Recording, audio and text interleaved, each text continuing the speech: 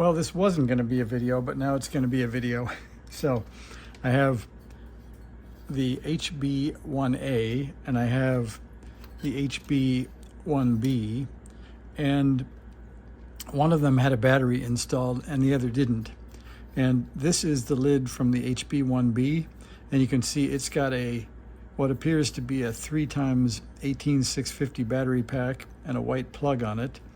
And when you look at the inside of the HB1B, you can see, if I maybe I can zoom a bit for you here, and then you can see there's a small plus and minus on the keyed side. So plus should be, as we put that in like that, red, or the plus should be on the left. So that's good for this radio. And if I plug that in like that and I turn it on, that works, and it says it's 12.0 volts. So that means we're charged up and ready to go. So I went on Amazon and I found a 3x 18650 power pack. It looks exactly the same. It has a connector on it that appears to be the same, but you'll notice, now this is on the HB1A. I just put the HB1B together. Same story. If we zoom in there, plus is on the left. The only problem is with this connector that came on my battery. If I put it in like this, as it should be, you can see minus is on the left. There, a better, sorry about that, here's a better view. So there's the connector, and you can see it's reversed. If I put it in like this, plus ends up being on the left.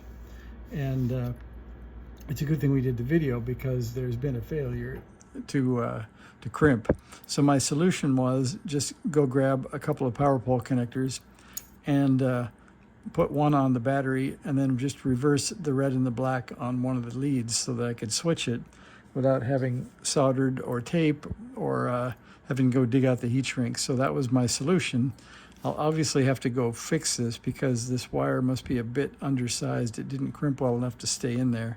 But anyway, if it had been, I'll have to see if I can get a better pin that'll make a better purchase, or maybe fold the wire back on itself or something. But that was going to be the solution. So I'll get that fixed, and that switches the polarity. So if you're on Amazon and you buy this, it's called, brand is FPWW. It was only $13.55 is the reason I did it. In the description, they call it a 4400 milliamp 1S2P pack. Further down in the text, it says 11.1 volts, 3800 milliamps, or milliamp hours, with a big M and a small a. Anyway, it seems like the right pack. I'll go ahead and fix this power pole connector. It did work after I finished, until I just pulled the wire out. So I'll get that fixed and put it back in. So if you're looking on Amazon, be careful you get the polarity correct.